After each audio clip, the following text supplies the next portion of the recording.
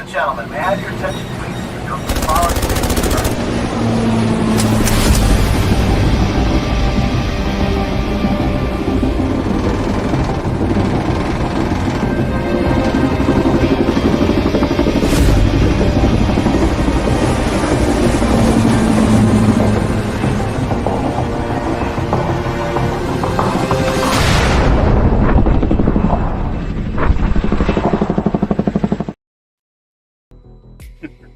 Welcome to the show, Triple Threat Vet Podcast. It is Tuesday at 7 p.m.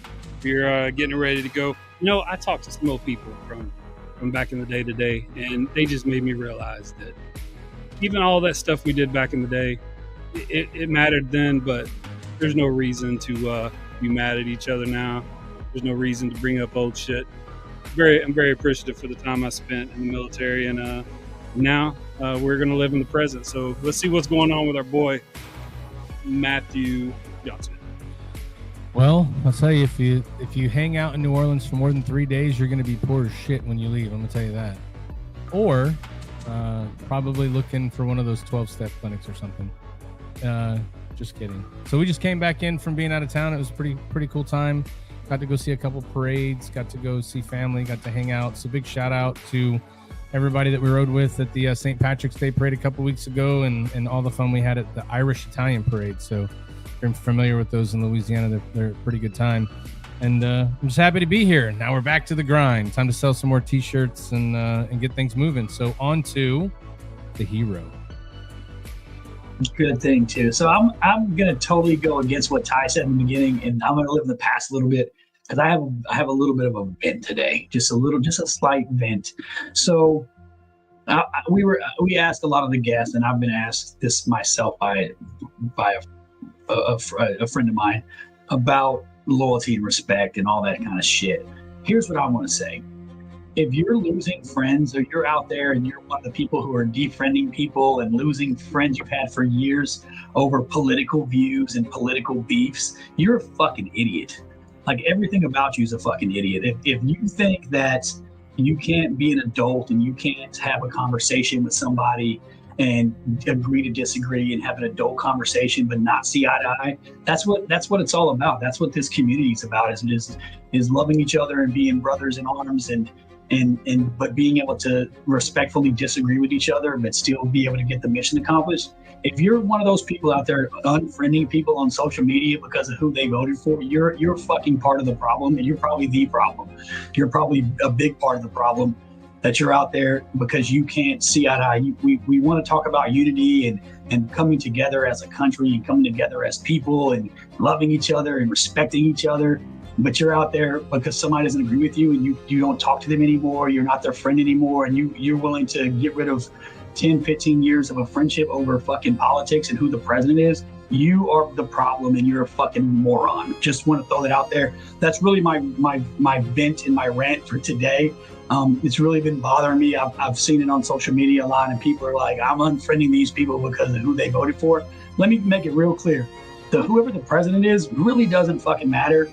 They honestly probably don't really give a fuck about you or me and down here in the middle class. It's all about the green. It's all about money. And that's that, in my opinion, and I'm sure people are going to disagree, that's what they care about. If you're unfriending people and not speaking to family and friends and people you cared about and people you serve with because of some political agenda or political view, you, my friend, are a problem, the problem, and a fucking moron.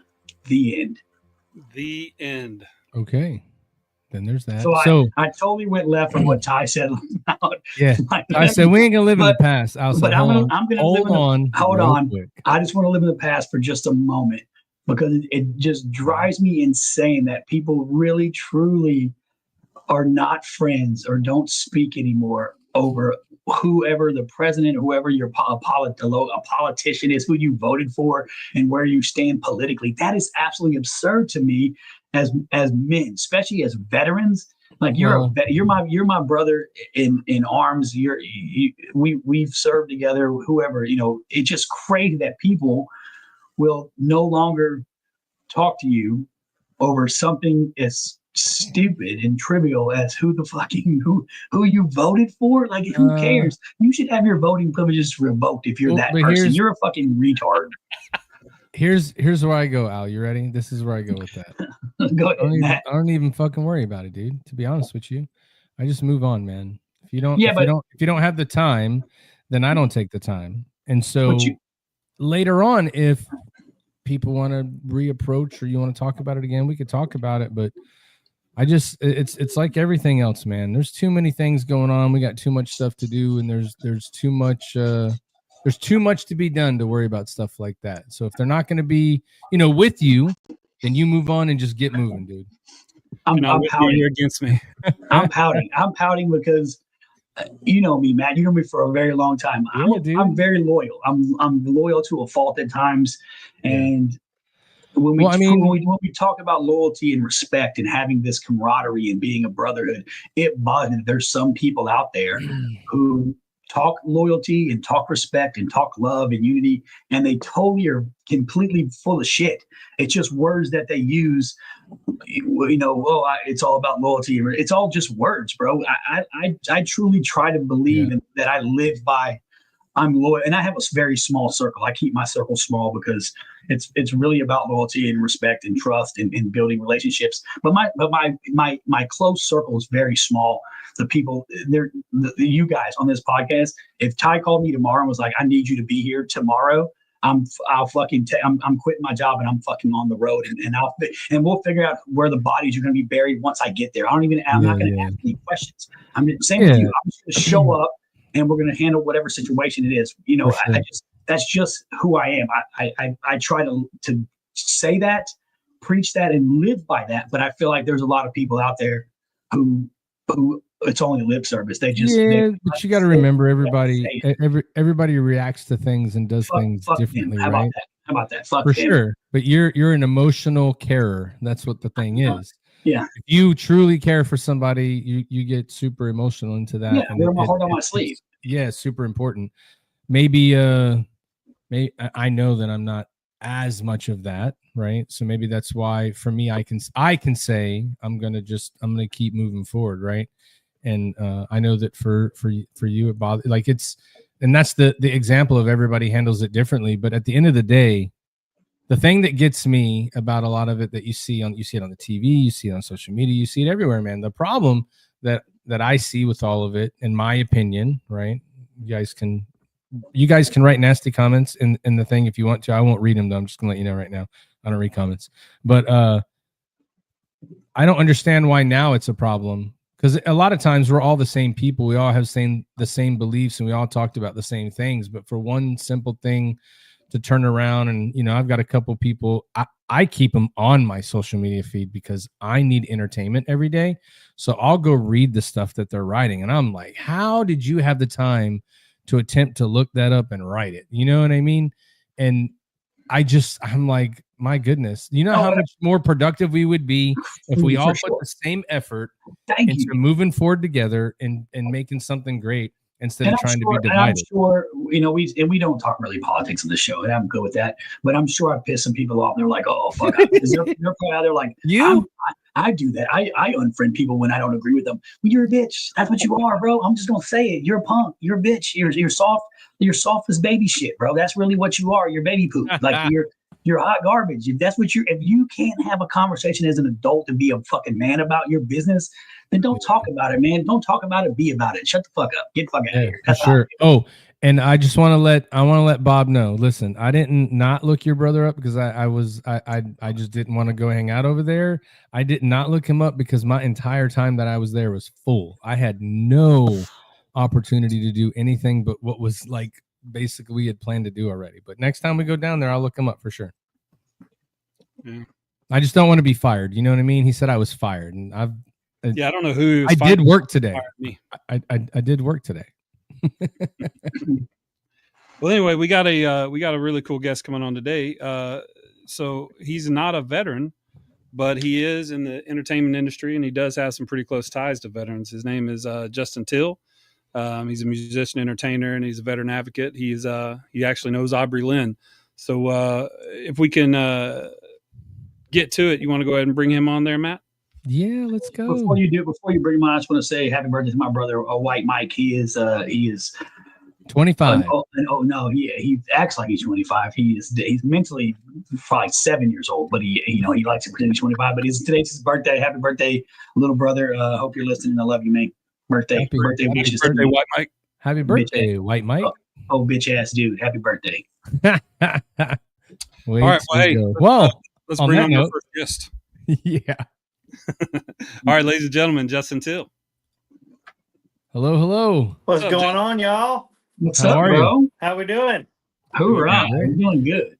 I feel like I'm overdressed for the occasion. Man, I wore my flannel just for you. I got the cowboy hat on. I'll put the hat on for you too. Don't get it twisted. Hey, look. So the question would be: are you wearing what you wear to church or what you wear every day? This is pretty much what I wear every day. I might wear a baseball cap, but pretty much this. And you were dressed just fine. You and Bubba Wesley should get together because y'all are like the Versace cowboys. Like you guys, powder blue jeans on too. Yeah, look at you, bro. Fancy, bro. Like, you gotta go out to the club. Oh, there you go. See, but I will confess, I'm not doing the whole Skype meeting trick where people didn't wear pants when they weren't going to work. But I did get home. This is my music studio at home, and I am wearing Crocs with my there you go. jeans. Oh no! Damn, bro, You're so comfortable. You gotta rock the Ariats. No, bro. I hope I'm comfortable in my own house. There you go. Nice. Well, welcome. Thank y'all so much to for the having show. me on. Yeah. We're excited. We're excited to talk to you. So we're glad you're able to join us. We like talking to anybody that loves veterans or is a veteran or advocates for veterans. Mm-hmm. And you introduced us to Aubrey. She came on. She was amazing. She did great. And now we get to hear your story. She's amazing. So yeah, man. So what we like to do is we do like to get to know every guest. This would be a little bit different than we do normally because being an advocate is much different than being a veteran. But we like everybody to introduce themselves. Tell us a little bit about yourself, where you're from, where you grew up, and what it was like growing up. Because I did read some of your bio, so I think a lot of your story carries from, since you could walk all the way through today. So I'm really interested to get into that.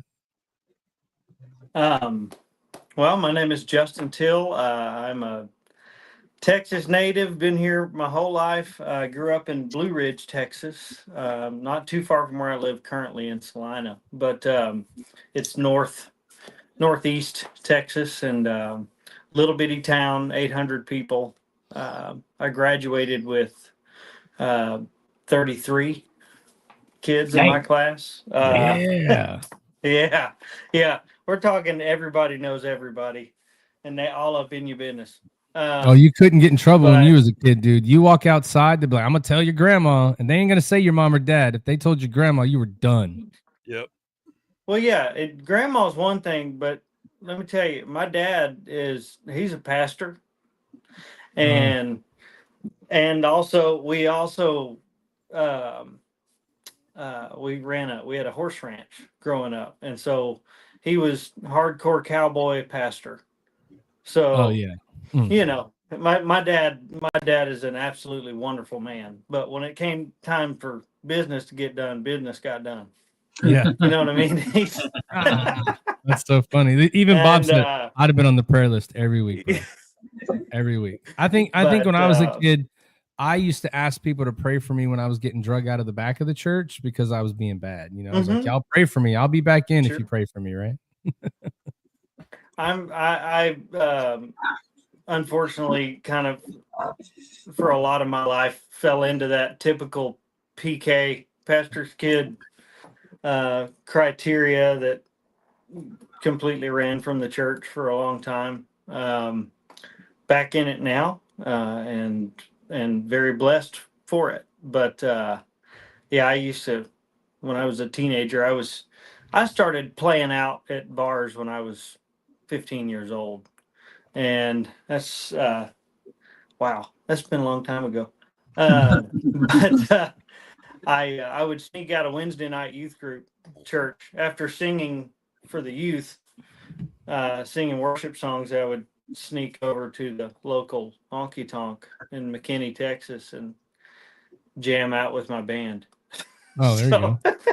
Nice. You know, I I kind of jumped into the rebel role early. Yeah, but I And, did see when I read though, growing up where you were at, I did see in there though that your dad has a huge influence on you on getting into music though, right? 100%, 100%. My whole family. My mom is very musical. She sings. She can sing like classical stuff. She's amazing, and she's a pianist as well. My dad can play 4 or 5 different instruments, sings, um, and everybody on his side of the family pretty much can do one or both instruments or vocals. And so I grew up in that, and I kind of was baptized into music in general growing up. And um, my dad's influence in the music industry really is what piqued my interest, because my dad, he ran major publishing companies in Nashville before I was born. Um, and like he managed, he was part of the management crew for Amy Grant's stuff, some of her stuff back in the day. Just list goes on and on. But that's kind of the bug for music came natural, and Dad started throwing instruments at me when I started playing guitar at 4. So, and then just when I got to a point where I felt confident enough to play a few songs on one instrument, it's like, okay, here's another one. Here's a banjo, Yeah. here's a ukulele, here's a bass guitar, so it just kind of went down the line from there. But yeah, my dad and his really, at this point, I can say it. I would never would have admitted this years ago, but my dad's tremendous faith in the Lord is the reason that I'm still here. Pretty sure, because in the many years later where I decided that my family was not the family for me, or they were going a different direction than I wanted to go, which really just meant I was making stupid decisions, and they were the ones home praying for me the whole time I was doing that. And so that was uh, a real moment to come to terms with later on in life. I wished it had happened sooner. So, So yeah, is there? my growing up was typical with your small town growing up. Yeah. It was, I ran around with my buddies and in a tiny town, and the only things you could do were drink and, well, the rest The of that other, story. yeah. So, There you go. so, So um, can you get into any of those things? Can you share any of the stuff that like kind of you were running from that helped you come all the way back? Is there a turning point for you where you realized I need to make that U-turn, or anything like that you'd be willing to share? sure, absolutely. I'm willing to share anything, as long, if it's going to help somebody, Yeah. and luckily my story has been able to. I've been blessed. I'm not going to say lucky, but I've been blessed that my story has been able to help others and bless others. But it's nothing wild and crazy, off the wall stuff. It's just the fact that I grew up in the church. I grew up living in church because my dad was a pastor or a minister of music everywhere we went. And so um, you're there. When you're there for 10 hours. You're not there for an hour for church and then you go home. So when I got my first sense of freedom, which is at 16, when I got my driver's license, that was um, that was really kind of where the wheels started falling off the wagon. To be honest, uh, I thought, you know what, I got a good idea about what I want to do in my life, where I want to be, and or at least I thought I did, and yeah, I jumped into, like I was saying earlier, I jumped into playing at honky tonks and stuff at a very young age, and enjoyed every bit of that. And still, that part of my journey means the world to me. And I'm glad I can approach it now from a more of a centered and better mental space than I used to. But I got So what you're saying is, when you were yeah, young, shit hit the fucking fan. Things went did. off. Yeah, Yeah, totally. that's what Yeah, I'm hearing. I'm hearing you were hell on wheels at one point in your life, and now you're good. now I'm You're doing much better. You're centered. You're grounded. Yeah. yeah, I was hell on wheels on a bad train, and now I'm just driving the powder puff bus for my 2 daughters. That's awesome. So but yeah, there's a song there I'm working on. There we you go. There we go. Yeah, I jumped off in the deep end of just any kind of rebellion I could really get my hands on. Experimented with a lot of different things, substances, and I would say getting into drugs started like most people, started with marijuana, and that was kind of a slippery slope because I'd already gotten bit by the alcohol bug, and so pot didn't follow too far after that. The devil's lettuce. The devil's lettuce is always to blame. Lettuce. The devil's Stay away from lettuce. that devil lettuce now. It's always to blame. Absolutely. But then from there, just through music, honestly, through the crowds that I chose to be around. I emphasize that because a lot of people try to play the victim card and say, "Oh, the people that the people that I was around." No, the people you choose to be around is who you choose to be. Spot really. If you're around junk people, then you're going to have a junk mindset in your life. So, and you're going to keep collecting all their junk along the way. So, so was it for you though? Did you feel getting in through all that, experimenting with that and playing in the bars and the clubs at such a young age? Like for you, was it just, I don't know. I didn't grow up in your shoes, but was it just a different attention that you felt was one that was more real than what you felt you were getting? Was it just a rush? Like, what was it for you that you were like, I just need to be here and I don't want to hear anything that my family's telling me or trying to help me with? Because you're already young anyway, so they're all wrong.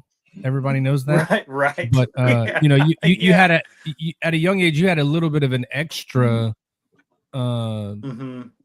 incinerator to your fire. You know what I mean? I did. I really did. And that was, it felt like the first time, about the only way I know how to express it is when I had my first sense of freedom, it felt like the first time I could be selfish, and I thought I was justified in being selfish. Screw my family and screw my, my church and screw all these people. They're trying to tell me how I need to live my life. And all the normal kid stuff. We all do that. I still do that. Yeah, I was gonna say, Justin, I'm like, screw my wife. She don't know what the hell she's talking about.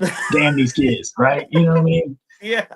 She's just trying to hold. I'm sure she's trying to hold me down. Thing. She's trying to hold me back from living my best life. Yeah.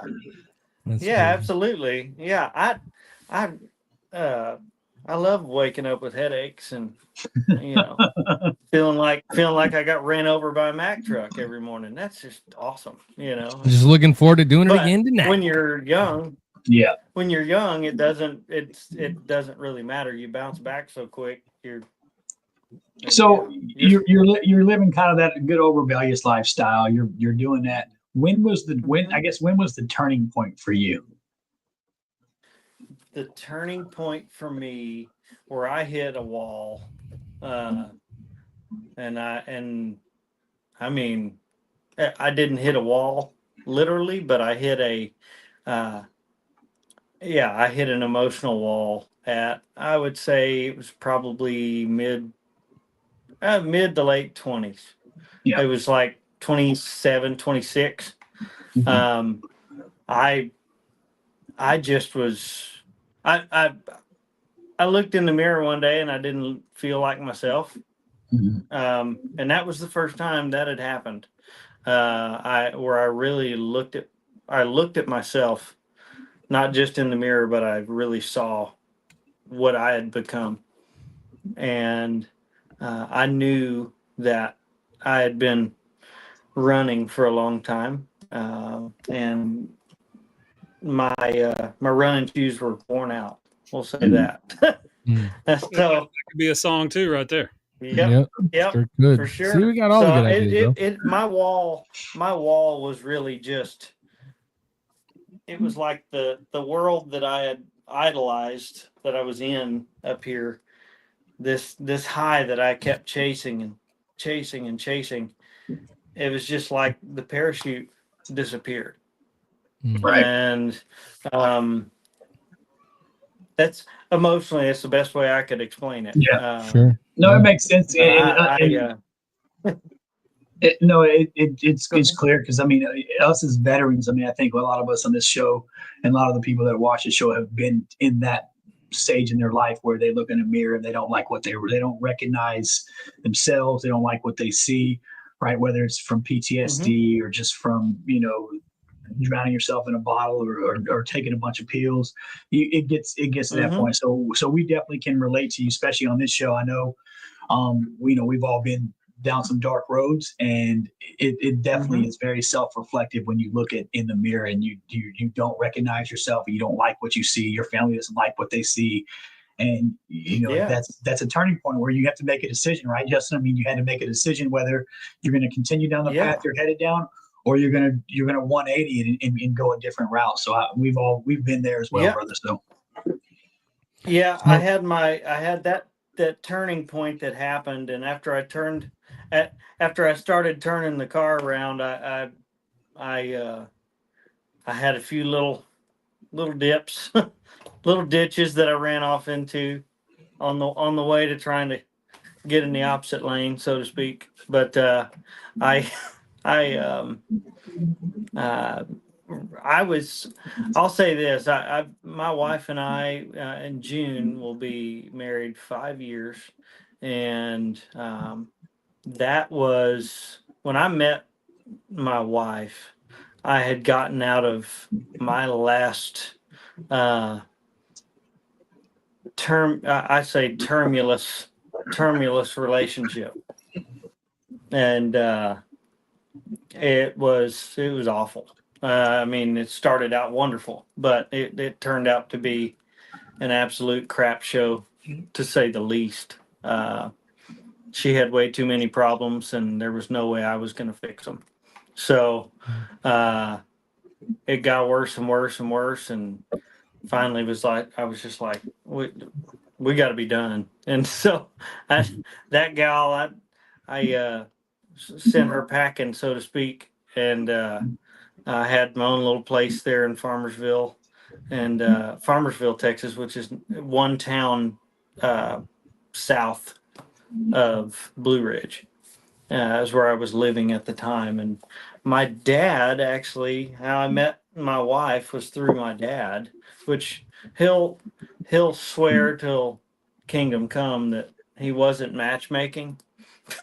But my dad is, like I was saying at the very beginning of all this, my dad was, he did a lot of big major stuff way back in the day in the music industry. And my dad at that time, when I met my wife, he had a songwriting company in Nashville, and they coached and taught songwriters, mostly Christian songwriters. They had a few secular students that later came around, like myself.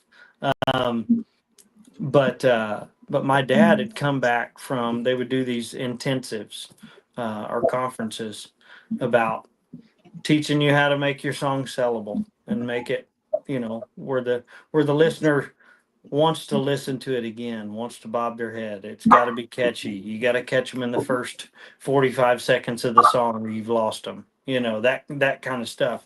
And he had met my wife before I did. And he came home from this Nashville deal and he was just on and on and on about this Lexi Laconi. And I was going, okay, and he had shown me a picture of her at one point in time, and I was like, oh, okay. You're like, heck yeah, she's hot. Well, yeah, she's gorgeous. You're like, out of my league. We're doing this. Yeah, totally out of my league. And so I went to the next conference, and she unfortunately didn't make it to that one. Well, then I was like, well, I got to go again. I saw the picture. I gotta meet this girl. In the state of Florida, when you do stuff like that, Justin, it's called stalking, and they will charge you with if you keep showing other places. I just want you to know that down here, that is frowned upon. No, I'm just kidding. Yeah. He was there to learn how to write Maybe I'll songs, bring my dude. What are you wife in talking here. about? Yeah. He was going to learn how to write songs, bro. Get Lexi in here. We want to hear her side of this story. We want to know really what. Yeah. You probably don't. But it's much less poetic, probably from her point of view, because like this guy just she was the delicate flower that I approached, and I was the caveman. Yeah. So like I said, the next intensive I went to, she wasn't able to come to that one, so then we both ended up going to the third one, I guess, and I didn't know where she was. She wasn't at. I met up with my dad where he was staying with his business partner at the time, and I I knocked on the door, and Lexi answered the door. She was helping with the kind of administrative stuff for the conference, and she opens the door, and I cannot stand corny fairy tale stuff. It's not me, but I'm not lying to you. When she opened that door and said hi, I was completely overtaken. I knew from the second that I saw her in person that I was going to marry that woman. And I had never felt that before. I had certainly because your last relationship, and I can't put a song title for your breakup. You should call it "You Broke My Heart, So I Broke Your Jaw." I think that would be a good song title. Hey, better have a good hook within the first 45 seconds. If I learned anything from Justin Till's father, better have Yeah. Yeah. You married 5 years. That's awesome. And you said you have 2 little girls. He broke my two little girls. Yeah. Nice. Congratulations. I am the official bus driver on the Powder Puff. There you are. Yeah, it's the my oldest is 4. Her name is Lizzie Lee Till. That sounds like she's gonna be a country singer too. That sounds like she's gonna be on the Opry. Mm-hmm. Yeah. She loves to sing, loves to dance, loves to run around with her toy guitar all over the house, and she looks a lot like me, but has her mom's personality very much so. And you got your looks though, not your wife's looks. Okay, well maybe she'll be a songwriter. Yeah. Yeah. Yeah, I know. Poor thing, but just more facial hair. I just need more. Just need to. It looks good. I like it, bro. I think you got that beard looking good. You look. It's getting there. It's working on it. I cut it all off. It was down here. You got that Hank Williams vibe going on. Yeah. There you go. I was at the recording studio 2 days ago, and that's what one of the artists that came in. He goes, "Man, you look like freaking Bo Cephas Jr." You do. over I'm there." telling you, you got that Hank Williams, you got that junior vibe, brother. Yeah, but now you got to be like, bro, I need that Bo Cephas money. You know what I mean? Hey. Like, can we hook that I know up? it. Can we do a lookalike contest? Is I there a got mouths prize? to feed. I need that Yeah, money. You know? yeah. Justin, you got, just so you know, you got some fans in here watching too. You got a Damon Rogers. Damon, yes, he's Yeah, a you got some songwriter fans in friend here. of mine, one of my closest friends. Yeah, He, you said you're his hero. He's His Oh, Facebook shoot. profile picture looked like he was starting Yellowstone, bro. He's out there roping cows. and hey, let me tell you something. I say he's a songwriter. He is a songwriter, tremendous songwriter. Actually, we're gonna record one of his cuts for my new album. Nice. But he is a big sky country cowboy, and I mean cowboy. He was breaking colts before he could walk. Pretty sure. So I'm not going to make any jokes about Mr. Rogers. I want to apologize if I've said anything in this show that offends you, because I like my teeth right where they're at. So I'm just going to leave it at that. Yeah.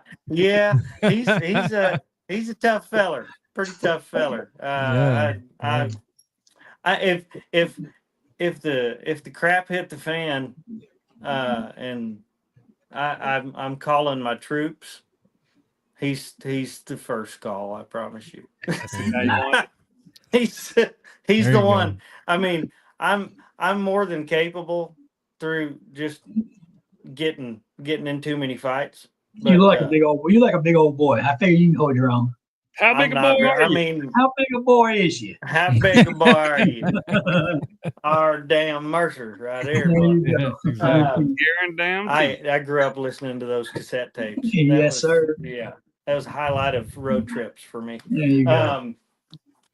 But yeah, I'm really not a big guy. I'm pretty average size. I'm 5'10", about 200 pounds. I'm back down to 195 now. Hey, first of all, don't start off with I'm 5'10", because like some of us, I have a disability. I have short ankles, so it makes me a lot shorter than 5'10".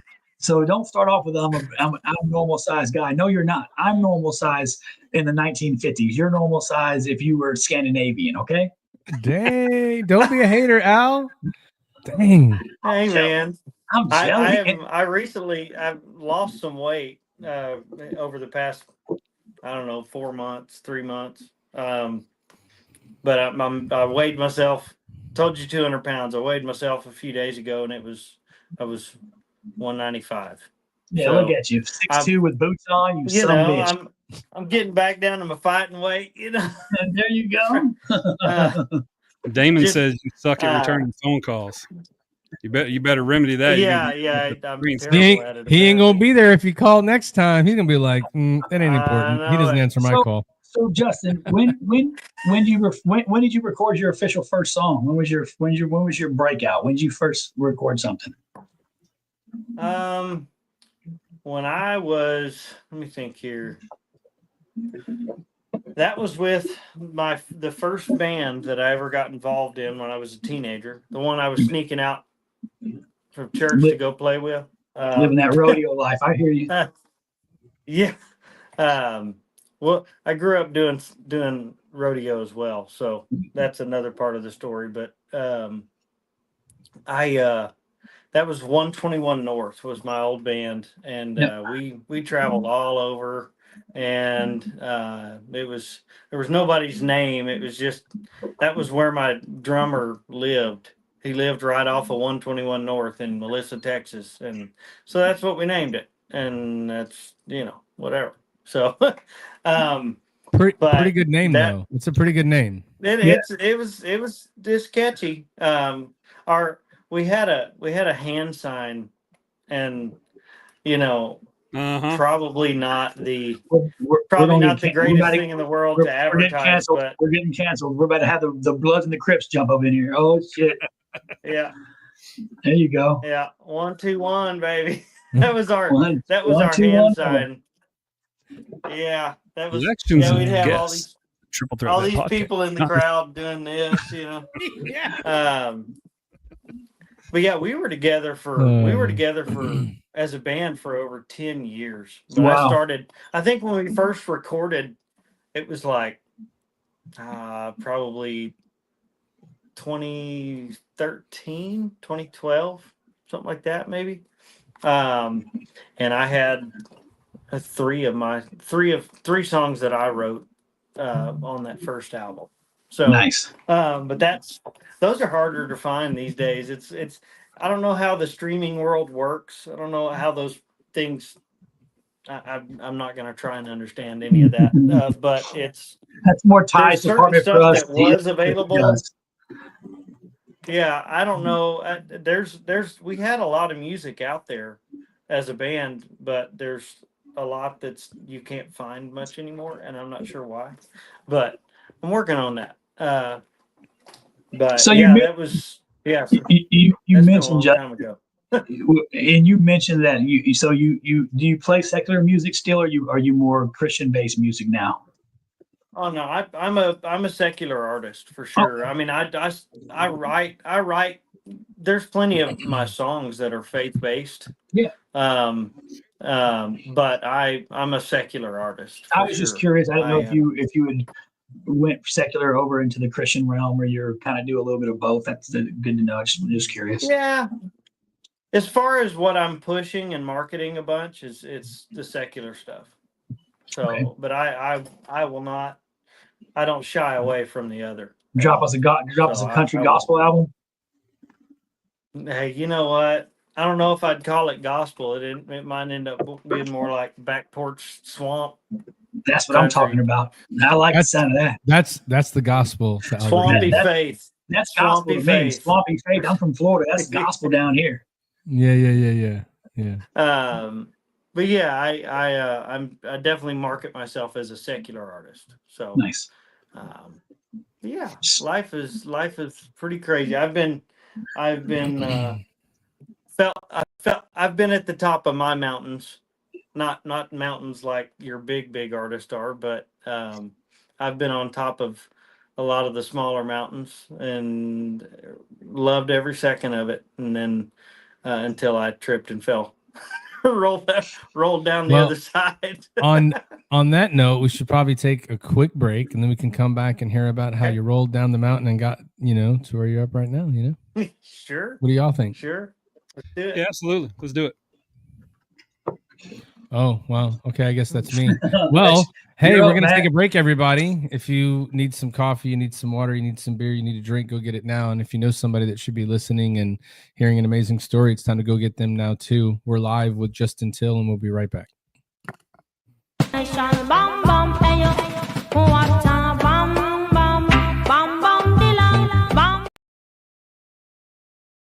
On average, we lose 22 veterans to suicide every single day.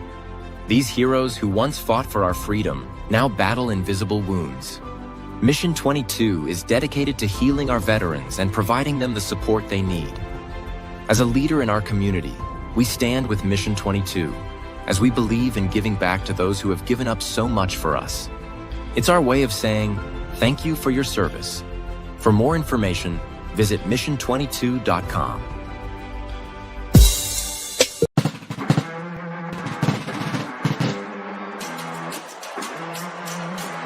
Hello. I know times are trying right now and there's a toilet paper shortage. Hello. I know times are trying right now and there's a toilet paper shortage. Well, I learned something in my years in the Navy. How to conserve toilet paper happens all the time to us Navy guys. So, if you find yourself in a shortage, you can take care of business with one sheet. Tear one sheet off. Fold it in half. Fold it in half again. So that's in a quarter, right? See the quarter? It's like a quarter. Take the folded corner and tear that off. Do not lose that. It's very important. Set it aside. Open it up, shake it out. Okay, whichever finger you're most comfortable with, stick through that hole. And that, it's like a little square in the finger. And get in there and clean that thing up as best you can. When you pull it out, bake, pull it up tight, tight. Get it all clean like that. See, it's almost perfectly clean. Throw that part away, wherever you put that. Everything's clean except under the fingernail. Take that little piece you saved, get under there, the fingernail, clean that up. Get rid of that. Almost perfect. Now wash your hands. That is the greatest thing. I'm doing that tonight. I'm just gonna try it. Your boy definitely was on boats back before plumbing was a thing. You know what I mean? His description of that, he learned that shit in boot camp, dude. Well, it would save me a lot of time because you ever been hunting and you got to use the bathroom in the woods. You don't just have any go in your toilet paper. pants, bro. Don't lie. No, you cut the inside of your pockets out, the pocket liners. You cut those pocket liners out, or you cut the top of a sock off. But now I can just put a little piece of paper in my pocket and a receipt, anything, boom, done, clean. I'm doing it. The more you know.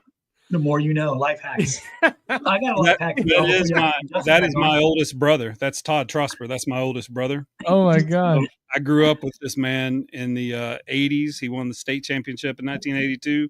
He's always been one of my heroes ever since I was a little kid. And he and my father probably one of the reasons I joined the military. So that's hilarious. Quick question. Go ahead. Sorry. Do you use the same size toilet paper sheet as he does to get it done? No, man. I joined the Army, man. I had my own roll. Oh, they got it like that. They got it like that. We're gonna scare the shit out of these Army dudes with all the stuff they're gonna see.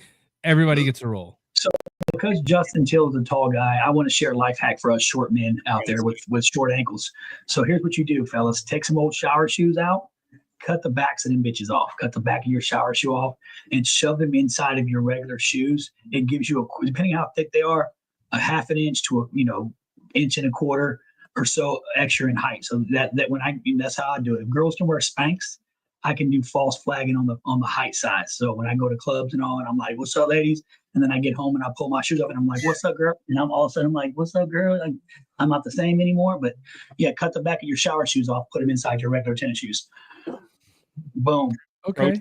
That's what I'm talking about. Pro tip for us short guys. All right, so we've learned about Justin Till. We learned that he started playing at 4 years old. Had a lot of inspiration from his father.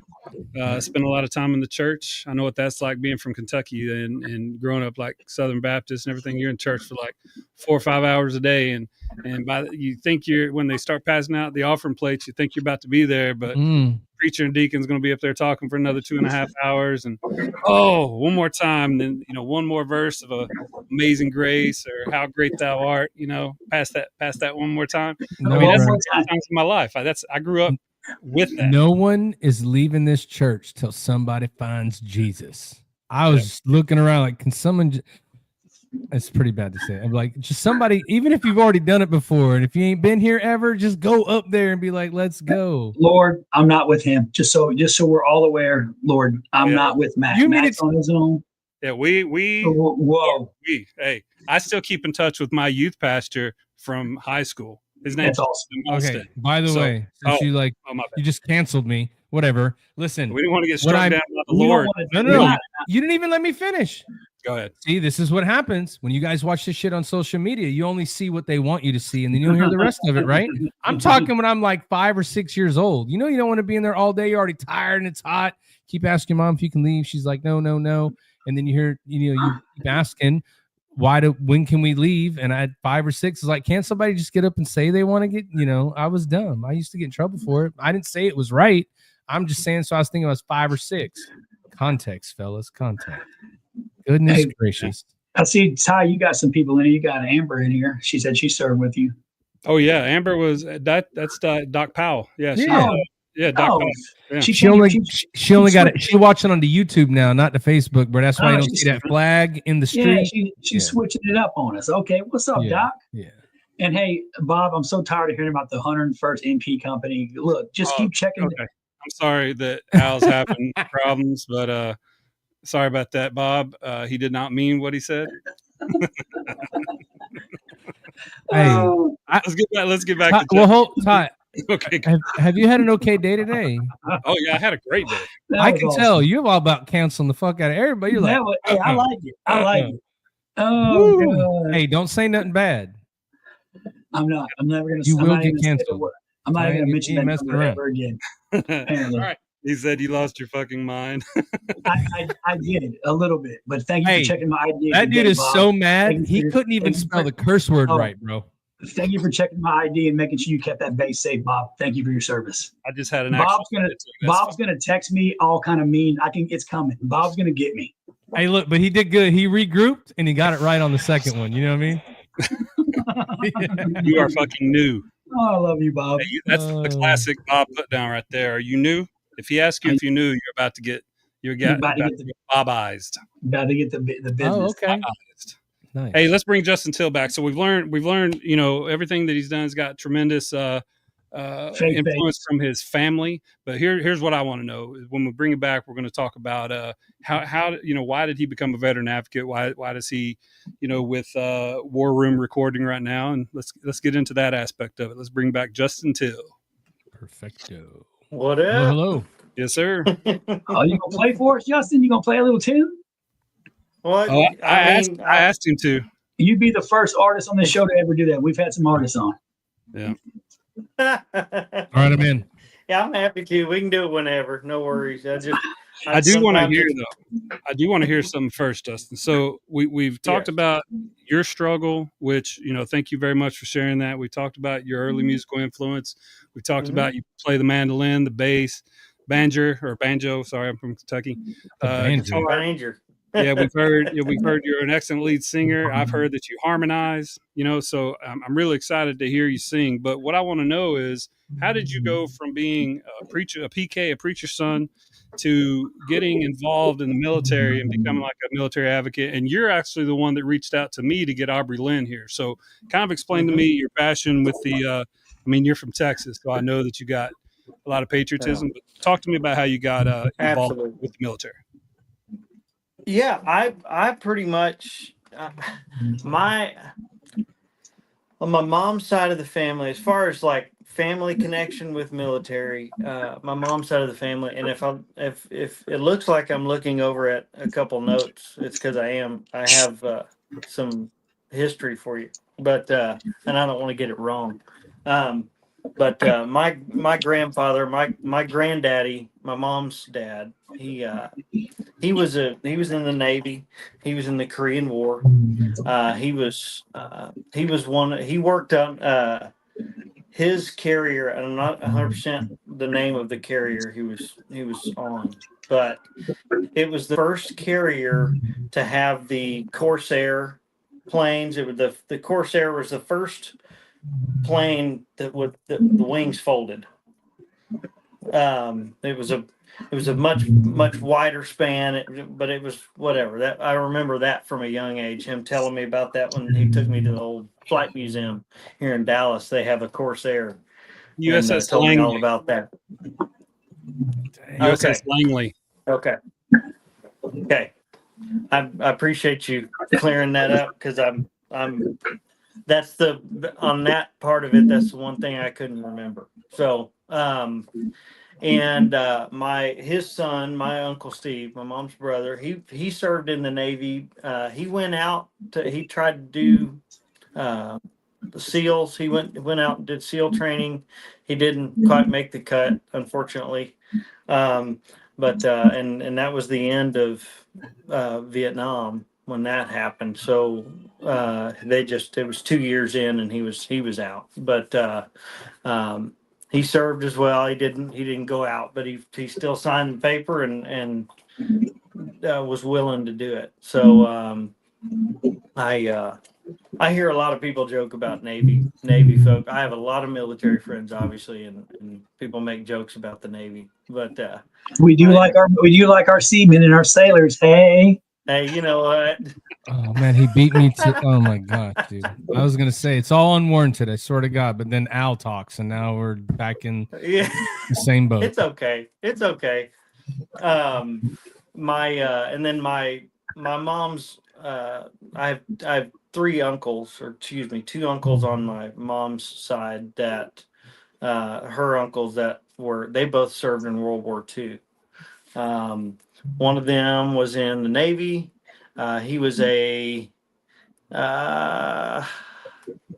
that's Uncle Clifton. He was in the Navy. He was in for 4 years, and he did more or less. He was a pilot, a Navy pilot, but the way I remember the story, that his kind of catastrophic thing amongst the many things that happened during World War II was his warship that he was on got severely damaged, and they were forced to jump overboard. And he and a small portion of his crew floated for 10 days before anybody found him. Wow. So that was, you talk about, there's a lot of folks I know that are tough, but let me tell you, if you got, it's one thing to be tough physically and be able to, take a punch and all that, but that's tough in here. If you can, hang on during something like that. I mean, I've had plenty of, oh crap moments in my life, but nothing like that. And then the other one was in the Army. I'm not sure 100% what he did in the Army, but Nobody knows what people in the Army do. It's okay. For all I know, I think they're all MPs. Everybody's an MP. Yeah, everyone I see sending I'll stuff. tell you what we do. We wake up in the morning, we piss excellent. No, you don't. Yeah. No, you don't. The godfather of both my children, he's in his, I think he's 60 now, but he was an MP. He's a singer-songwriter as well. I've played a lot with him over the years. You were just giving him more ammunition, Justin. You got he was an MP and a stick with the Navy special folks for a bit. investigator. That's what he said. He was a special investigator. He was out there making sure them boys did good stuff. But I was gonna say, Ty, you guys only think you piss excellence because they give you that chart you got to put in front of the urinal that you got to look at and go, "Am I hydrated?" And you look down and you're like, "Yeah, I am today. We're good." That's the only reason you think, because that white thing, it says hydrated, but somebody marked it out and put excellence. So you're like, "Oh, it's an excellence." So it's not like. You know what I mean? It's not like you guys got it right, but I'm just saying. I can tell you that's exactly what I thought too. I stand corrected, sir. So obviously you come from a long line of veterans in your family. So Sure. I'm guessing that's where your passion for the veteran community comes from. It really, I mean, that's where it started. And history and history of war has always intrigued me as far as just learning about it. I wasn't a very studious individual, as you can imagine, but I was really attentive in history and geography. I was really paid attention well in those classes. And I'm a history buff. I love to know what got us where we are. Yeah. And because there would be no now if there was no yesterday. Yeah. So, Another song. gosh, I'm spitting out all kinds of friggin' song I'm titles. telling you, man. We'll send you the recording. Yeah, please do. I need to write all these down. So we got But I jumped in with when I was living in Farmersville. As a matter of fact, when the place I was living when I met my wife, the years prior to meeting her, I really dove deep into the local VFW there. And what a lot of people might think I mean is I drank too much, and I certainly did that. But because that was the place to get cheap beer in town, and Still is. still is. That's no lie. I used to go to the VFW VFW post 7426, Farmersville, Texas, and I would drink Ham's beer. Mm. Yeah, Mm. the good stuff. Oh yeah, you were making $10 a gig on that one, dude. I got it. Yeah, but I got to get through, dude, right? it was $2 for a tall boy. Yep. Yes, At the sir. bar. It's perfect. It was, listen, a guy in his 20s, that's no gold, better. dude. That's gold. I mean, obviously, I preferred much more classy beers like Miller Lite and Coors Light and all those. Give me a little bit of Bush lattes. Maybe some Bush lattes in there too, And I will say my all-time favorite beer ever is Lone Star beer. Oh yeah, Lone Star's good stuff. red or blue. Red or blue? Red. Oh yeah. I'm not much of a. I'm a light guy in blue. Let's go blue. Okay, Yeah. I'll accept that. I probably should. Nah, you lost some weight, bro. Stick with the good stuff. You know, Stick with the good stuff. I don't drink like I used to, so Don't worry, I'll drink enough for both of us. We're good. Yeah.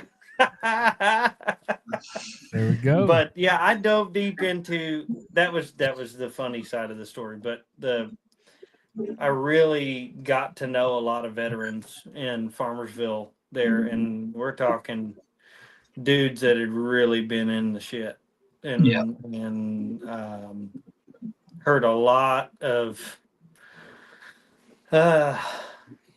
gut-wrenching stories. And I will say that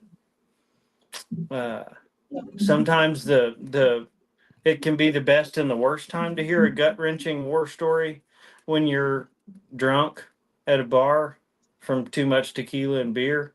But yeah, there might have been a few times. That the old fellers took advantage of a easy situation and made me sick and puked in the bathroom. But that's how it goes. That's how they relived the glory days, dude. You know what I mean? Yeah, man. How they lived it. That's and However, and the ones I learned not to shut them off. Like yeah, let them, exactly. like if they want to talk about it, let them talk about it. Yep. Let them, because those moments can be few and far between. Correct. Yeah. That's what I was just gonna ask you. Like, what was the atmosphere like for those guys when someone that and here nor there, you're at the VFW, you don't have any idea kind of what they went through, but now someone that is in that arena to sit down and let them tell their story, get it out, and for someone to actually be engaged with that and care about what they're saying, like I'm sure it meant the world to them. Because I know being a veteran, we have stories, but anybody that's been way before me in the military that wants to tell a story, like I most times I don't even care what I'm doing. I'm gonna stop and listen to it, right? Just because it's a you don't know how many people they get to tell those stories to anymore, and if we don't hear them, then they go away. So yeah, they go away, and unfortunately, there's a lot of situations that if you don't let them get it out, the ones that are really in a bad place, if you don't let them get it out, you act like you don't have time for them. That may be the last time you see them. Correct. I'm just it wrenches my heart that we lose so many veterans every day. I just it's really, really hard thing to come to grips with, and I'm saying that as a somebody completely on the outside of y'all's circle. I can't imagine, the only metaphor I could maybe associate with possibly how it would feel for y'all losing a brother or a sister in arms is like losing a limb almost. That to me, that's what if the shred of mind space that I could ever imagine what y'all have been through and the things that y'all had to endure, that's probably what it would feel like for me. Is, my gosh, I've lost plenty of people in my life, very close friends, dear friends that I call my brothers and my sisters, and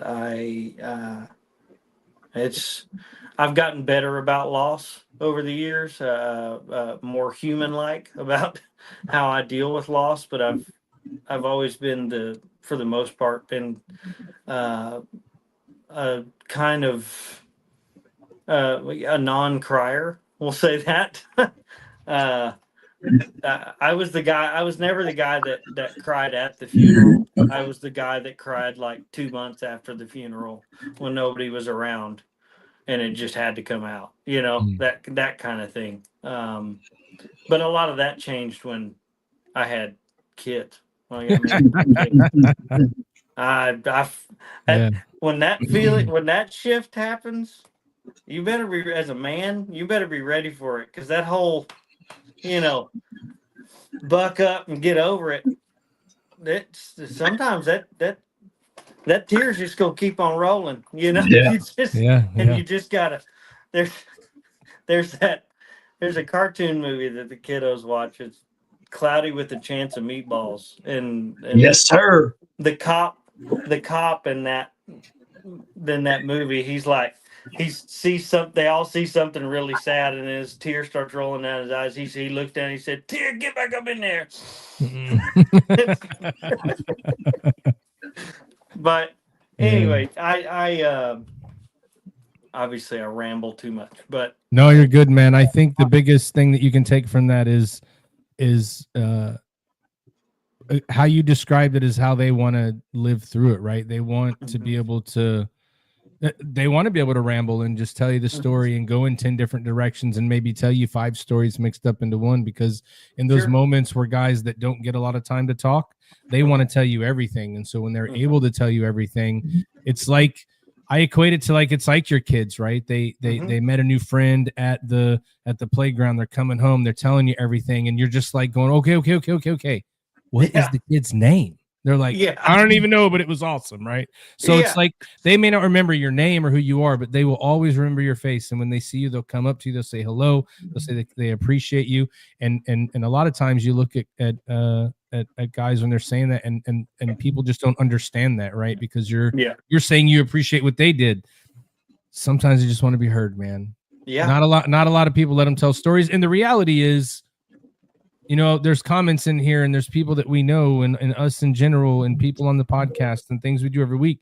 There's probably a lot of stories you can't tell because you're worried about how somebody would take that, right? But if you do meet someone who truly wants to listen and won't judge you, then you can hear those stories and they can get it out, because sometimes the best therapy is telling the story and getting it out in a place that you trust the people, and you're able to kind of get it off your chest for that day, and you feel a little bit better until it builds up and you can let another one talk about it. But, yeah, that's what I was going to say, man, is the fact that these veterans trusted you, Justin. It kind of plays into your character, right? They felt that they were, because I don't tell stories. When I talk, I'll call Matt or I'll call Ty. Me and Ty will sit around and chop it up about the old days. But the fact that these individuals felt that they could trust you, and you were they were in a safe place, they could talk to you about it. That's a big deal, because a lot of veterans don't really share their stories with people outside of that community, and that's or at least I don't. So that's big.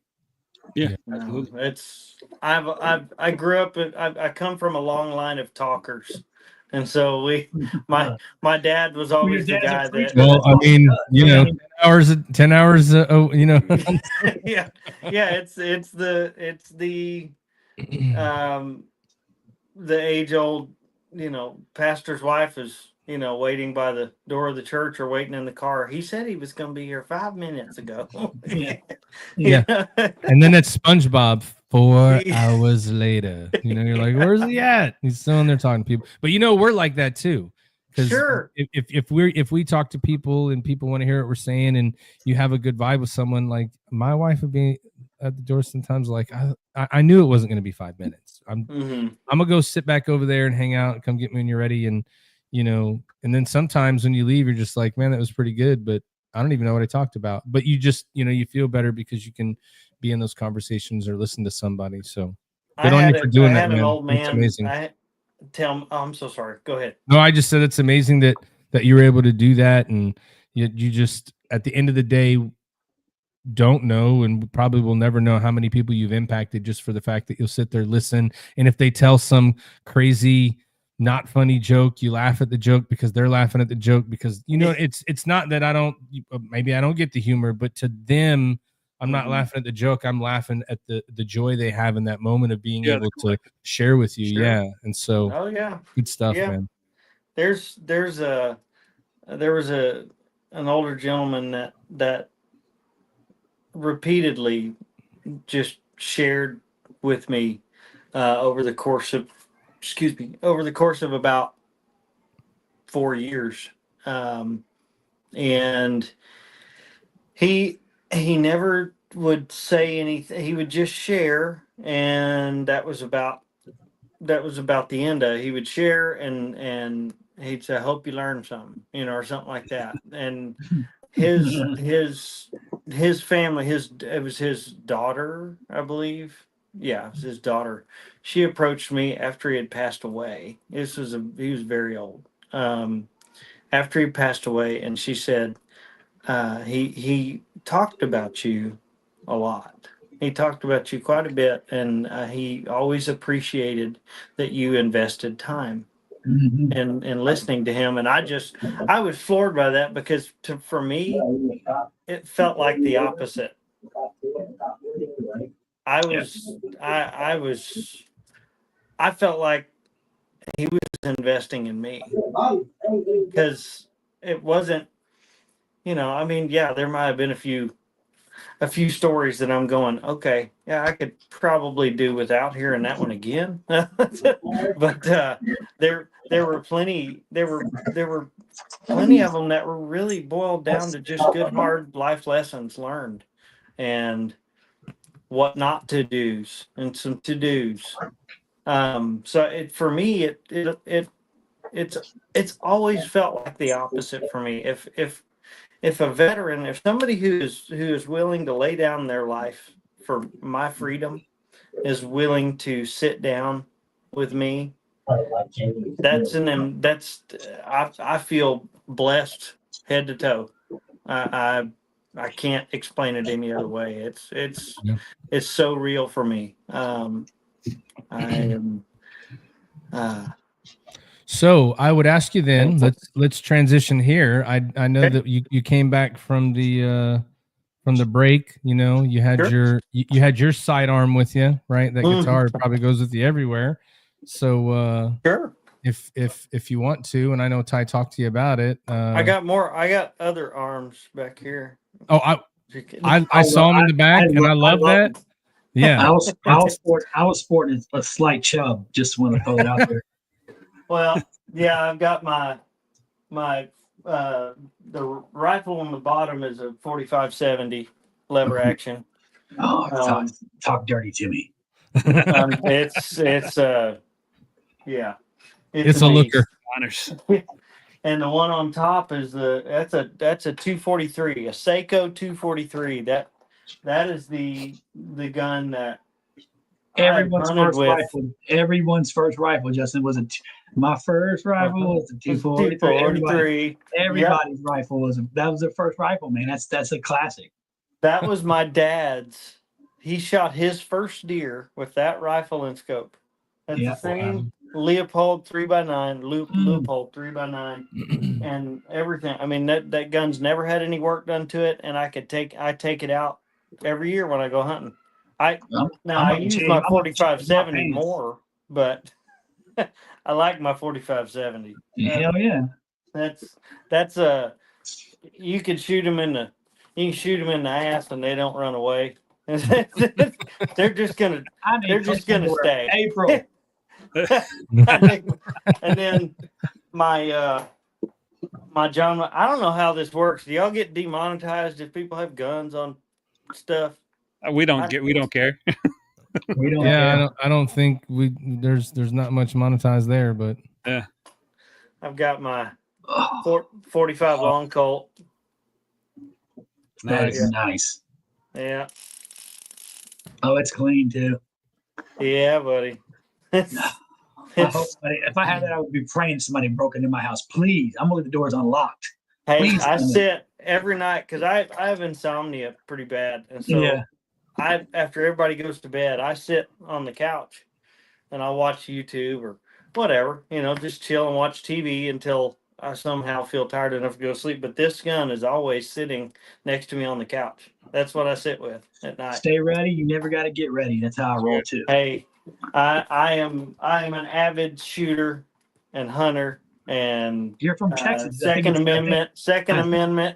You ain't taking them from me. I'm pretty sure that's everybody in Texas. I think it's like a requirement to live in that state.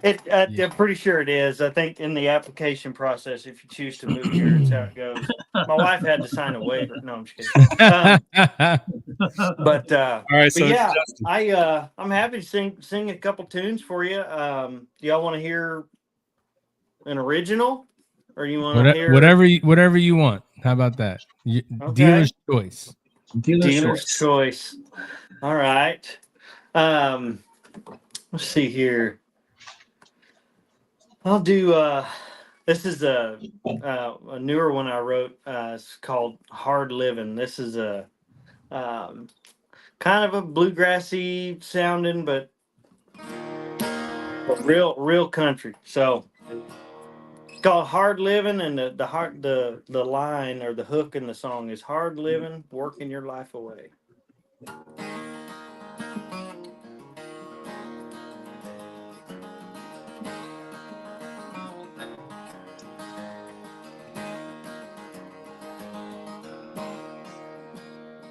Eyes are barely open as I pull on my boots. Hanging by a mortal thread, I'm praying I don't lose. Praying I don't lose. Giving everything I've got just to make a move. Stumble myself out the door to earn my daily due. Earn my daily due.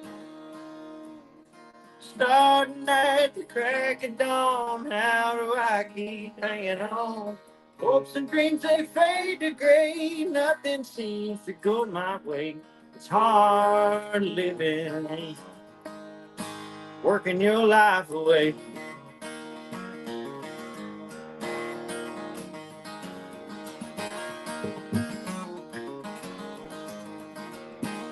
Caffeine and burning nicotine keep me on the move. Sugar looking like an old freight train, praying I make it through. Praying I make it through. Evil old past biting at my ass, taking what I got left. Don't really matter how hard I try, I can't seem to catch my breath. Can't seem to catch my breath. Starting at the crack of dawn, how do I keep hanging on? Hopes and dreams, they fade to gray. Nothing seems to go my way. It's hard living, working your life away. Hey, hey, hey.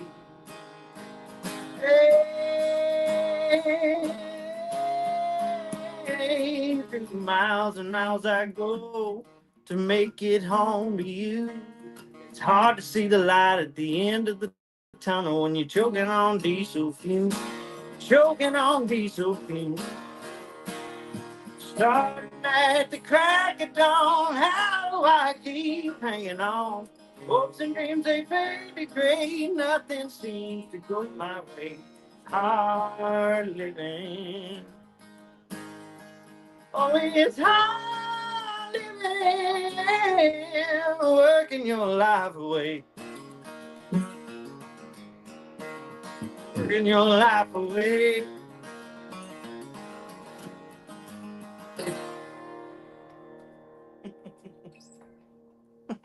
Hopefully y'all could hear that okay. Bruh. Yeah. Hey, that was very impressive. I mean, that's acapella, like no background.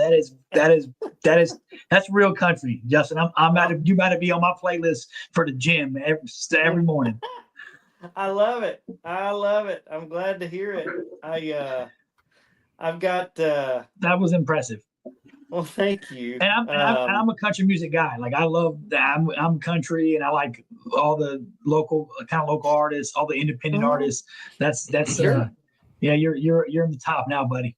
Oh shoot, Yeah. man. Thank you so much. I'll And then I don't know if you saw the comment, but one of our longtime listeners says he's going to have your stuff. He says, I'll be posting Justin's tunes tonight on his Facebook page. So Bob Mayer always gets it and plays music. So he says he's going to jam your stuff tonight. That was excellent, man. Heck yeah.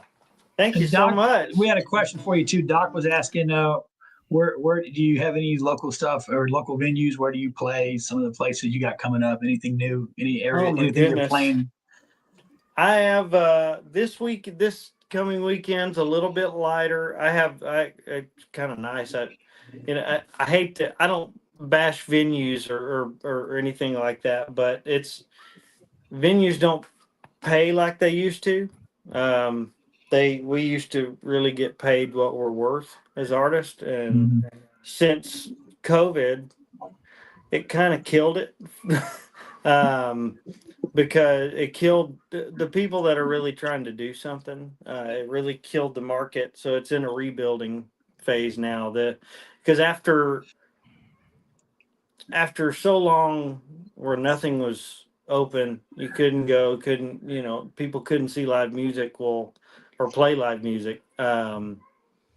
Once they lifted the ban or the deal, they and everything opened back up. Everybody and their mama that, and I'm not dogging them for jumping out there and doing their thing, do it.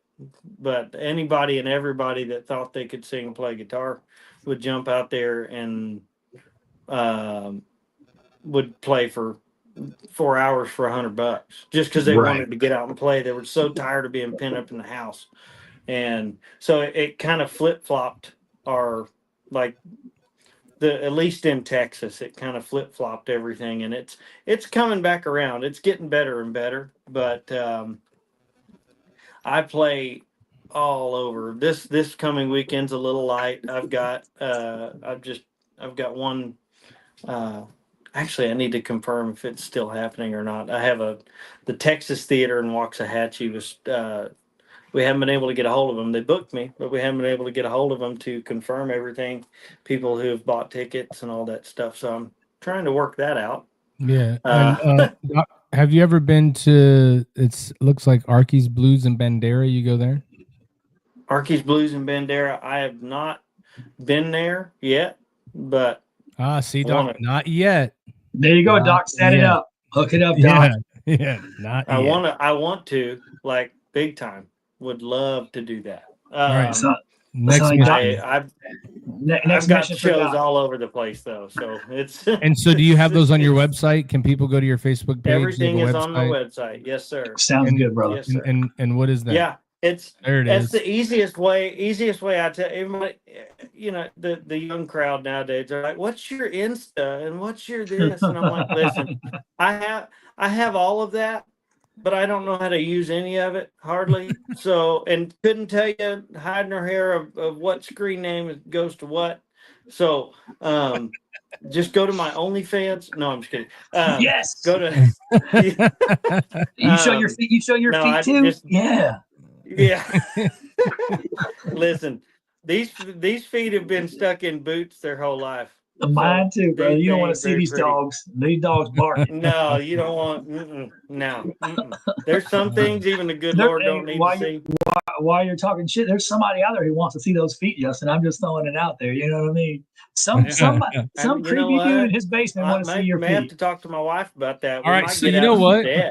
Here's maybe, but here's the thing: if you're talking OnlyFans, I'm sure Ty has a few questions for you that you'd be more than willing to answer in this hot seat we got kicking right now. Oh no, it's about to get hot, Justin. Just so you know. Go ahead, Ty. All right, here we go. Here we go. All right. So basically, what we like to do is we've gotten to know you a little bit, where you're coming from, sure, what you're about, kind of the people that you like to be around. Mm-hmm. Really appreciate that you shared your story. Really appreciate you singing us a song, and hopefully when we come back from the hot seat, maybe you'll sing us another one. I'd really appreciate that. But I do have some questions for you. So just about 10 questions, answer them to the best of your ability. And here we go. Tell me who's your best friend and why you get along so well with them. I would have to say that my best friend is Reed Hauser. He has been my best friend for a very long time. We are like brothers. We hit it off. We lived through our stupid years together, and we're still here. So, yeah. And now our kids play together. That's poetic. I got a buddy that I've been friends with since fourth grade, Chris Phipps, and we take a picture. I think we took one in 2004 with 4 or 5 of our kids together. We took one in 2014. And we didn't take one in 2024, but we're going to have to get another one here pretty soon. But yeah, I appreciate that very much. All right. what is your favorite movie of all time, and how many times have you seen it? My favorite movie of all time would be Lonesome Dove. And I would call it more than just a movie. It is stupendous, amazing. And I've seen it probably well over 100 times. So nice. I think Princess Bride is probably my favorite. I've probably seen it 100 times, but I grew up watching cute. Lonesome Dove. I think my aunt and uncle's TV only played WTBS, so we could only watch either Seven Brides for Sevens or Seven Sons for Seven Daughters or something like that, or Lonesome Dove. Yep. All right. What is the most unique place on earth that you have ever visited? Ooh. Most unique place would have to be Albert, Texas, which is not far from Lukenbach.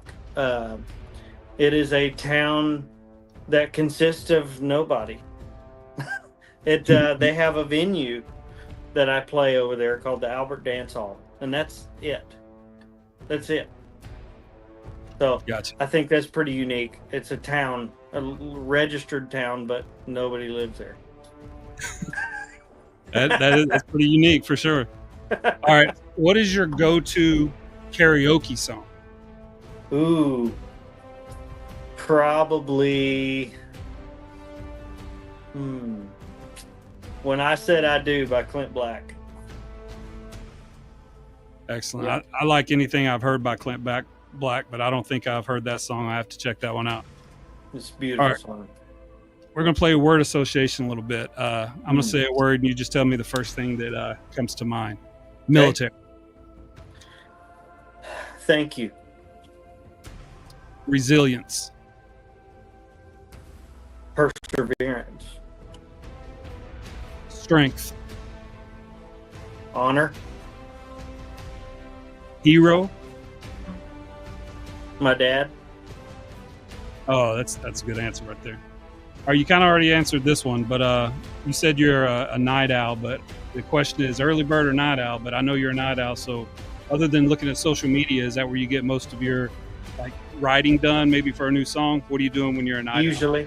Usually, yes. That's I wear YouTube out, and then I get tired of doing that, so I sit down and write songs. Nice. Speaking of songwriting, all right. This is the question that has caused a lot of consternation on the show, but I'm just going to ask you, who is the best, Prince or Michael Jackson? Michael Jackson, hands down. Okay, and why? He's accomplished more. Gotcha. Yeah, Prince is a monster. He was a monster. He was an absolute amazing artist. But somebody's going to have to climb Mount Everest of the entertainment world to ever come close to what Michael Jackson did. From a young child all the way until he passed away. Absolutely. Everybody was on bated breath waiting for what he was going to do. Can't argue with you there. He knew it. He knew what he was going to do when he was young, and he stuck with it, and he died doing it. So very true. You knock me off of my feet now, baby. Papa's got a brand new bag.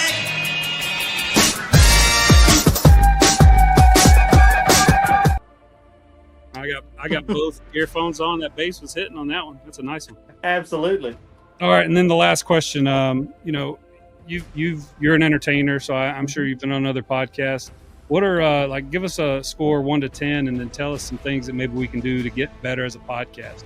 Where you're episode 92, but hopefully we're doing 900 more. So what can we do better?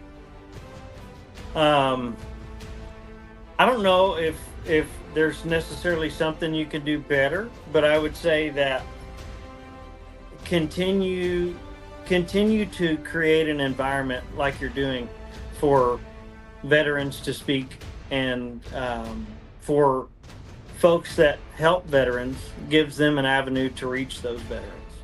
So I would say continue doing that. There's really not much I can say to improve it. Y'all are really doing a great job. I appreciate that answer very much. I'll bring the guys back in real quick. That fire's getting hot over here. Ooh, you did wonderfully though. You did Hey, wonderfully. you know what? I've only done like been in the hot seat like that or whatever a few times, and so on camera, and so it's it's not nerve wracking. I don't get nervous about a whole lot anymore in my life, but when you're in front of enough people and you're especially inebriated in front of a ton of people, it doesn't leave room for much more embarrassment to happen. So now I get just need to transfer my embarrassment for my daughters someday. Show up to their first t-ball game in a wife beater, Yeah, bush Speedo. latte, and Flip flops and gym shorts. Yes.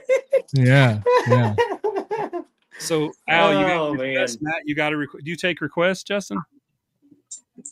It depends. Come on, play that Clint Black. I was gonna Ty hasn't heard it. Play it. Go Yeah. just play your favorite play Clint the Black. Clint song. Black Clint song. Black. Yeah, Ty said he hadn't Okay, heard it. let's see here. See, you asked me about karaoke. The words are usually in front of me during karaoke. Let's see here. This is a real hot seat. Let's see if I can get through this. These times of trouble, these times are good, and it always looks the same. Goes hand in hand. We take it all the way that we should for every need. Forsaking them all. And after everything comes and goes around, it all looks the same.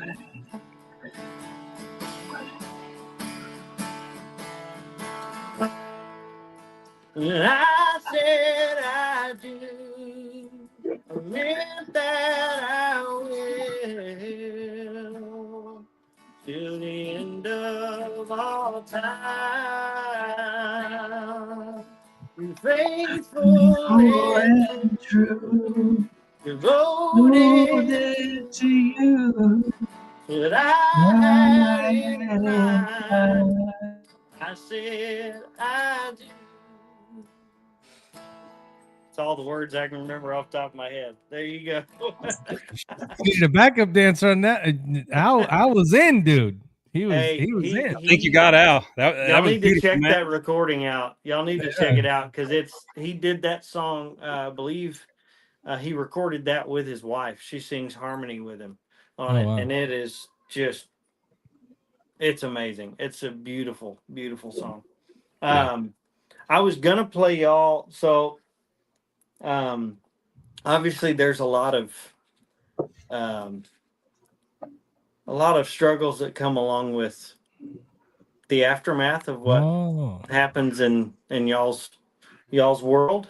And I can't relate to those struggles, but there was a tragedy in our family, my little family, that happened this past Thanksgiving.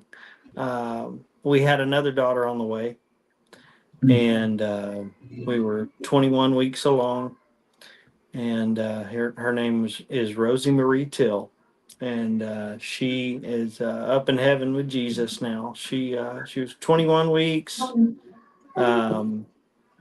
She was an ounce and a half, little bitty thing. Perfect, had 10 fingers, 10 toes. And we were left with a lot of wondering why. And there's a lot of artists and there's a lot of people that talk about dealing with loss and that what it is in a nutshell when you lose somebody that you love. But what a lot of people don't speak on as somebody in my position, somebody who's married and still has 2 kids at home. they're still there. They're still depending on you.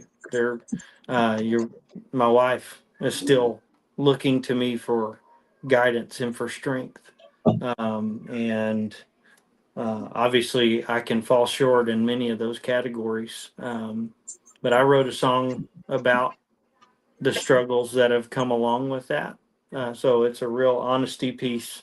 It's called "Doing Fine." Oh.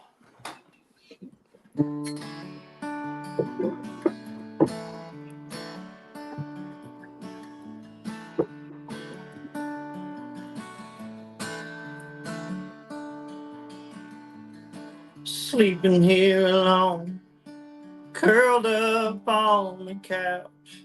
How did I get here? I opened up my mouth. People keep asking me, where have I been? There's a hole in this house, and I've fallen in. I'm a wreck, she's a mess. I used to feel, now there's nothing left. We barely talk, it can't just be me. There's a hope and a prayer burned in my mind. I guess if you ask, I'm doing fine.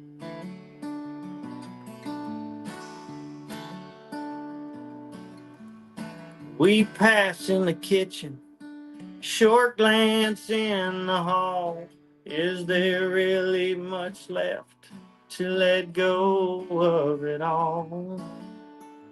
The pace of our life has taken its toll. The dice are in my hand and I got one final roll. I'm a wreck, she's a mess. I used to feel, now there's nothing left. We barely talk, it can't just be me. There's a hope and a prayer burned in my mind. I guess if you ask, I'm doing fine.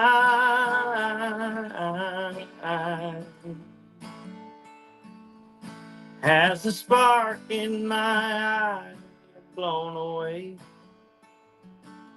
Is the fire in her spirit burned out and gray? Each moment passes like waves on shore, taking each remaining piece of forevermore. I'm a wreck, she's a mess. I used to feel, now there's nothing left. We barely talk, it can't just be me. There's a hope and a prayer burned in my mind. There's a hope and a prayer burned in my mind. I guess if you ask, I'm doing fine.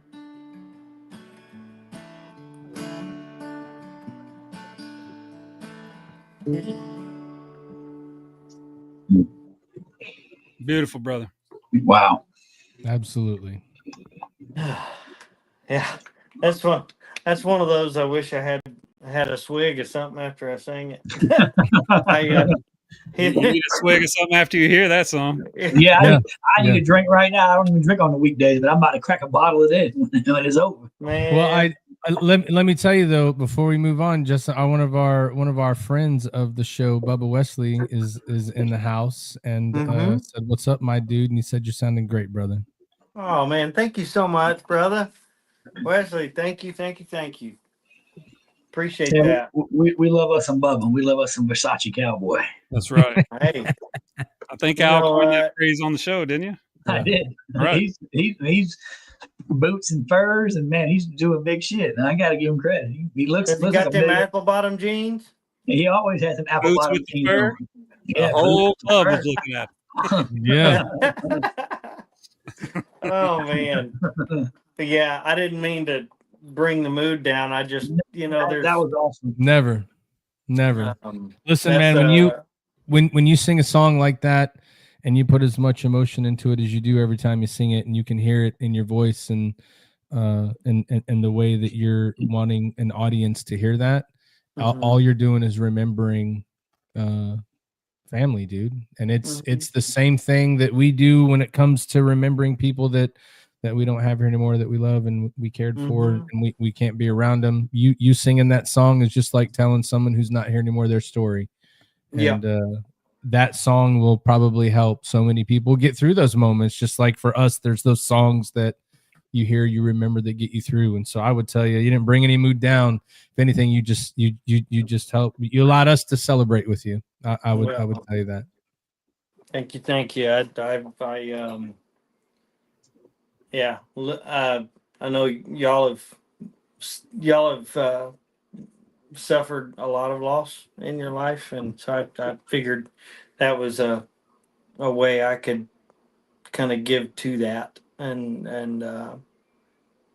not necessarily relate, because I can't truly relate, but Yeah, you can, because loss is loss, Justin, to a certain degree. I mean, when you lose somebody and you lose people and brothers and friends and people along the way, loss is loss. So you definitely can relate, and that song definitely resonates for me as a veteran who has seen loss. Same with the rest of us. So yeah, absolutely.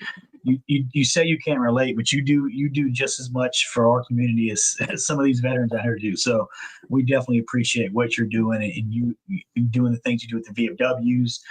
Your music. Yeah, definitely. Music is one of those things I think, and I mean, me and Ty have talked about this quite often. Music is just one of the things that brings people together. I mean, you remember, I hear songs and I remember where I was at the day I first heard it, whether it was like my 8th grade prom when nobody wanted to dance with me because I was short. You know what I'm saying? Sure. But Yeah. Still are. At the end of the day, you remember those. I'm sorry. I remember playing Amarillo by Morning every single time we stopped at a checkpoint while we were waiting for whatever we were doing next. So music definitely resonates, brother, and it's definitely the ultimate therapy for sure. Well, I'm glad that I have a way to give back.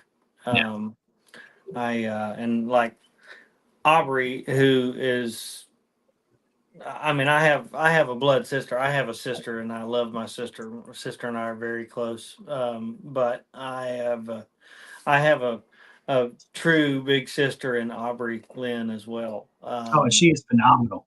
My word, she is wonderful. And that girl she's got windpipes for days. I don't know. She can sing the phone book, and just, she can make you laugh, and she can make you cry your eyes out in the next song. I mean, she has such a magic that follows her around when she performs, and I am fortunate to call her my sister. And her husband, Dustin Hendricks, owner and operator, War Room Studios, he's like my brother. So we're very close. Like earlier when you were asking about who my best friend is, like I have a group of best friends. If you know what I mean? Like, Yep. It's not a big group. I have a very small group of about 5 people that I would consider my best friends, my ride or die guys. And they're the ones that, know where all the bodies are buried, or don't mind helping you bury them, that kind of thing. It's I'm blessed to be able to call so many people family. Aubrey is wonderful. I'm glad y'all have gotten a chance to connect. Maybe we can do this again sometime. Well, you're going to be on the show when we put together that concert, that veteran concert. We're definitely going to have you on there for sure. Yep. We need to do it. We got to do it. We got to put together a concert to support veteran organizations. We're just gonna put together a big ass Zoom and get everybody on it, and so we can figure out how to do this thing. Man. It would do be a good. Zoom. Yeah. Please do. Please do. Yes. I just want everybody to know real quick though. All right. We're probably gonna be like some of those venues. We be balling on a budget, right? So all you people need to come buy tickets to this thing and support it so we can, pay these guys for the work they do. Oh, there we go. Go That's ahead. all right. That's the most important part Come right here, there. Lizzie, come here. Oh my God. This is my oldest, Lizzie Lee Till, right? Hey, Lizzie, look right here. Can you say hi, everybody? Hi, everybody. Can you say Hi, Lizzie Till. thank you for your service? Thank you for the service. Oh my Thank God. you. Oh my God. This is Lizzie, and then here, come here, Millie. Come here, real quick. And this is Millie. Hey, Billy. Billy and Lily. Hey, Yeah, that's this my. that's a lot of trouble in the future, bud. A lot of trouble. They're a lot of trouble right now too. That's why he's got plenty of guns. He's gonna be just fine. Trust me, fellas. What are we All right, doing? girls. Is that voting or I don't know what we're doing. dancing? We're making faces. Millie, did you say hi? Hi. Hello. Nice. What's your name? What's mine? My name is Ty. Oh, I'm Matt. hi. Hi, Ty. I'm Al. What is your name? I'm Al. Al. Albert. Hi, Al. Hey. Hi, Al. And I'm Matt. And Yeah, they're like, I don't know that name. I don't know who right there. they're like Steve Carell, and I love Lamp. I love Desk. That's my guy right there. All right, hey, y'all go sit in there with mommy and Rudy, okay? Can you say bye bye? Bye-bye. Bye-bye. So stinking cute. I love you. That's awesome. I'll see you. Bye-bye, Al. You wanna say Bye. Bye out, dude. I think this is the first time kids have been like, She hello. said, I Al. want to say bye bye to Al. Bye. We're the same height, so it's cool. Bye, sweet girl. All right, go see mommy. I'll be in there. You guys see eye to eye? Is that what you're saying? Yeah, we're the same. We're in the same. She probably does better math than I do. Close the door, Millie. Oh, nice. Can you close Yeah, the door? she's smarter than I am. Thank you. Yeah, she Love you. probably She's probably so. she's probably taller than me too, and she's smarter. So she's like, she felt bad for me, so she wanted to tell me bye one more time. She's like, "Oh, he's not special." Like, Hey, whenever we do meet you in person, just so you know, Albert Hero, old Uncle Al Hero, he's a wonderful BRM for grandchildren. He taught at the time, I think he was about a year and a half, maybe 2 years. yeah, Taught him some little BRM, got down. He was Sweet. he's my spotter. Yeah. That's nothing wrong with that. No, mommy's not on here. Hey. Oh, that's funny. Doc said she's just being nice because you're so short. She is. I appreciate it. I don't get a lot of that in my household. Thanks, Doc. Door behind you, please. Oh, I love you, man. Lizzie. Bubba says, "Oh my God, can this get any cuter?" Yeah, this is probably the cutest show we've had. Cutest Yeah, podcast you've ever had, for sure. Yeah, and it didn't happen until about a minute ago. Yeah, Right. but here's the thing. True entertainer, because told your story, you brought it in, you sang that song, right? And you're like, oh man, I'm so sorry. And you already knew it was gonna happen. You brought in the cavalry to end it on the high note. See, true entertainer, bro. You knew what you was doing. You knew what you was doing. Hey man, Yeah, I heard them go because we've got a little storm rolling in tonight, and they went outside with my wife's sister, their aunt Maria, and they were watching the lightning flashes, and I heard them running around outside my office here, and I was like, oh no, here they come. I heard their voices, and I was like, here they are. I heard him say, I Hey, saw a all light. good. I saw a All light. good. Yeah, man. No, thank you guys so much. This is so cool. No, thank you, brother. I'm blessed to know y'all, and can't wait to see y'all in person. Hoorah. Oh, yeah. Absolutely. Oh, get to yeah, for actually sure. shake your hand and we can Well, sit you have down. to shake mine. You know, I'll shake your hand like this because I am short. So I'm like, thank you, bro. be like this. Hey, Al, We'll show how you. doing? We'll show you how to shoot Hey, some guns you got. Yeah, heck yeah, we Oh will. man. You might You show know, us a few things. You never know. He's Yeah. from Well, Texas. He's been shooting since he was little. I didn't. I was gonna show y'all this one. This is the.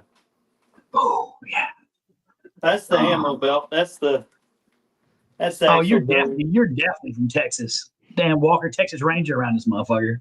and a belt. Yeah, dude. buckle on it. Every good belt in Texas has a buckle on it. Yeah, for sure. For That's sure. right. What rodeo did you win that in? Because I know if you went I to a didn't school win of that 30 one. people, you rode That one some. was given to me. Actually, Oh shit. that one was given to me by, matter of fact, an ex-girlfriend from when I was like 19. But that's the old lever action. I think sweet. Yeah, and it's got the. Mm. That's a big boy. Oh yeah. That's the Bohemus. I'm gonna put a hole in you. It you can eat cereal out of the top of it.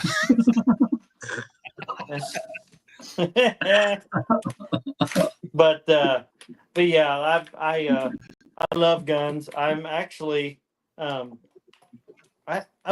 have a question for y'all. Uh-oh. I have a obsession on YouTube lately about the 2011s. Getting a 2011. I've got a 1911, but a 2011. I'm shopping around. I'm definitely not in a position in my life where I can afford a staccato. Yep. It's not going to happen anytime soon. Then I was like, well, then I'll look at the Springfield Prodigies. They're really kind of a close next tier down, pretty close. But now this company Gearson came out with a 2011. It's brand new, and it has beat the Springfield Prodigy in every category on the reviews and the tests on all the gun tubers do. And I want to know what y'all think about it. First impressions when you look at a picture of it, it's like it looks really cool. It looks like something John Wick would carry. Is what they look like. Yeah, it's 100%. basically a copy of the staccato, the SC. I haven't done enough research on the 2011s. I was a 1911 guy for a long time, so I'll have to do some research. But I got a buddy of mine I'm going to call. I carry a SIG 9mm, so I'm just so badass with these that I just use a 9mm. I do. I carry a 9. I carry. Yeah, I'm a SIG 9mm guy too myself. I had a SIG for years, and actually it was a full size. It was a SIG 226. Oh. P226. That's a good. That's a good. Hey, bro, listen, that's a the dude. good You already know the pistol. dude lives in Texas, bro. It's always got to be bigger. You know what I mean? Well, Always. I don't carry small guns typically. Like my wife has a Springfield Hellcat. Oh, That's pretty comfortable to carry. Yeah, it is. And she knows how to use it. And she's Italian too, so you know. She's spicy. She is spicy. Forget about it. She's spicy. But no, I carry a Canic. Yes. It's a full size Canic. Those aren't cheap either, though. Those are they got a nice price tag on them too. They're really, man. Canics aren't expensive. I Man, paid for the whole. Here, I need to come to Texas. Yeah, you do, because I paid You ain't doing that. $478. Yeah, that's not bad. That's not bad. I mean, and it's Cerakote. I mean, it's got like a really cool paint job on it. It's in the other room where I'd go grab it. But I just put a red dot on it. That's another question. That's another red dot or no? Or iron sight? No, I thought you were talking about a song. I was gonna say, do I use a red dot or do I use... No. I like red dots. I've heard a lot of people say they don't like red dots, but I have I have a red dot laser guy. on my 9mm. That's pretty nice. But if I'm using an M4, I like the Red red dot. dot sights. You know, any reflex sight. I think we use the ACOG and the KY68. Yeah. But I like I'm the just getting into them. I Yeah. don't know a ton about them yet. I'm researching a lot, but I bought one. I bought it. It's not cheap, but it's one that was made for mechanic. It's called a mechanic. I think it's made by Canic or outsourced by Canic. I don't know, but I'm with Ty. I like the ACOGs. I think they're true. They do well. I never had any problems with them. I've shot them before now. I was just iron sights all the way with pretty much everything except for that 243 up there. I mean, let's see, 2 years ago when I hunted, I used this 4570 and iron sight. Because you're an iron sight guy, we'll allow you to have optics. That's how the military looks at it. Once you qualify with iron sights, you can have some optics. So you've earned it. You've earned your optics. Don't worry. I got you. I appreciate it. And when you get older, you know what I mean? Like, ain't nobody got time for no iron sights right now. I got bad eyes. You know what I'm saying? Yeah, as I say, I just put the dot on. That's why I like I'm the red wearing dot. glasses, man. I was another facet of my life. I was a welder for a long time, and so I burned the crap out of my eyes, and I've had metal dug out of both of my eyeballs, and so go with optics. Red dot's where it's at. In a gunfight, front sight. Just remember that. That's all you got to know. Yeah. Well, my sight pictures on. I mean, everything that I buy as far as just firearms, I practice enough with them to learn the gun, because I don't care what kind of sight you got on your gun. If you don't know how your gun shoots, you ain't gonna be worth a shit. That's exactly All right. right, so I've got it figured out here. So we need to do a concert. We need to have you and Aubrey on because she absolutely has a cannon of a voice, and we need to go to the range and have a range day with you. So we've got a weekend full of stuff. Yes. Justin, we can set up a range at Dustin and Aubrey's house. You ain't said nothing but a word, man, homie. That's what I'm talking about. They live out on freaking 200 acres. Like, oh well, yeah, you can shoot lots of stuff out there. There you go. Yeah. Hey, I'm thinking we could even do a skeet shoot thing for like charity, dude. What's up? Yeah. Yeah, we do skeet shoot. We can do or clay shooting. Yeah, there we go. Let's go. Yeah, skeet shooting. We can do freaking pedophile hunting. We can do pedophile hunting. Pedophile hunting. I love those will be the hunting. only times that Al Hero visits Texas, right? If there's got to be something in it for him, right? He's like, wait, I'll pack everything right now. I'm on my way. Pedophile hunting. Let's do it. I'll let y'all shoot this. That thing will kick you like a mule. I love it. It actually doesn't, man. It's a 45 long Colt, but it's the gun's got enough weight and balance to it. It really doesn't kick all that bad. But you said you were shorter, so I don't know if that means, something. I don't know if that has something to do with it. But it does. It has everything to do with it. It's just a little old bitty round. Yeah. I don't know what y'all are It's a talking little about. bitty. Look at it. It's a little old bitty thing. That's taller than me too. It ain't a little bitty. That's big as I am. I have to hold that thing with two hands. I know how that feels. Hey, I got news for you. I don't really have to shoot it, because if you're on the back side of this front door and somebody's beating on it and they hear. Well, you can also just beat them to death with that thing. That thing's got a way of freaking 2 pounds. Why do you think John Wayne, in every single John Wayne movie, when he runs out of bullets, he just throws the thing? That's it.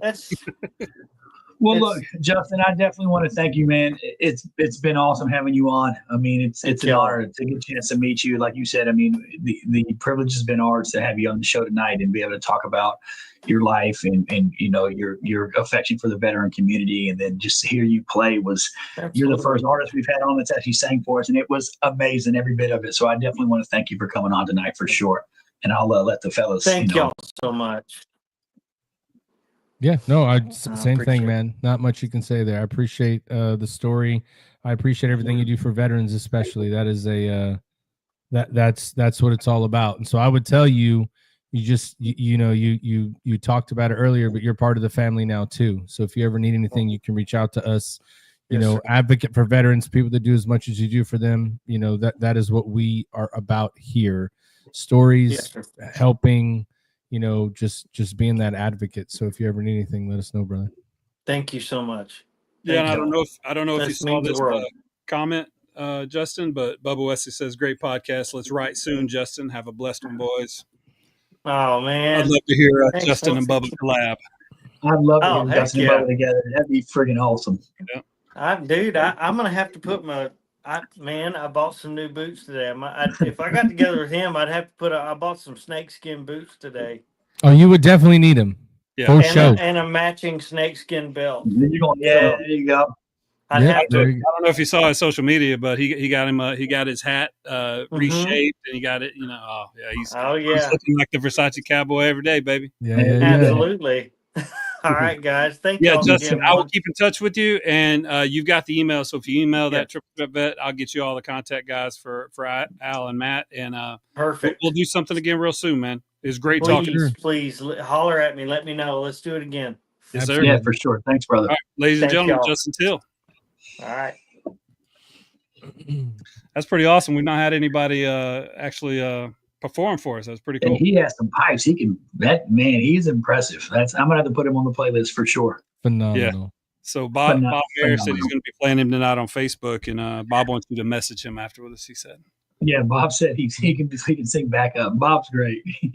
Bob is great. Well, we got here some future guests. Next week, we got the return of Navy Chief Jovan Mosby. This will be his second time on the Was he show. a chief? Oh, I thought he was a chief. I think he was. He should have been probably. I think he retired or got out. Remember, he got out early, so I think he got out as a first. I think He should have been though. Should have been though. Gotcha. Yeah. But yeah, he's. I was looking through his social media. This dude evidently wore 37 days in a row wore some J's. I told you. I told you. You told me that, but I only saw it this time. So yeah, we're definitely gonna have to wax poetic about his love and affinity for Jordans. But yeah, so like, subscribe, follow. We're here every freaking Tuesday, and starting in June, we're going to be moving it to Thursday. But I had a great show, guys. Y'all ready to get out of here? Yeah, let's do it. All right, man. Yeah. Well, there you have it. Veteran advocates, good stories, comebacks, hope, promise, making the world a better place. That's what we want to see every single day and hear about. So tune in every week. You'll get to come hear a new veteran, their story, an advocate of veterans, people that just want to do better in the world. That's what we're about. Not about all the bullshit. We're about making it better. So tell everybody like, subscribe, share, like Ty just said. And remember, Matt Shirt's the best. Talk to you guys next week. Bullshit. That's all I'm gonna say. Bullshit. No. Thanks. Great show tonight, fellas. I mean, I love kicking it with you guys every week. This is the highlight of my week for sure. It's therapy. And I hope it's therapy out there for everybody that's watching and listens later on. But great show. Like I always say, don't sweat the petty stuff. That's the sweaty stuff, fellas. Love y'all. There it is. Another great show. Triple Threat Vet Podcast, 7 p.m. every Tuesday coming at you. We like to tell stories, man. We like to tell stories about veterans, success stories, things that they go through, things that we all struggle with. But I am 1/3 of the most powerful veteran podcast team in the entire world, and we love seeing you here on Tuesdays. It's a great show, great performance, and maybe we'll come up with a catchphrase for me. I'll work on it. We'll see y'all next week.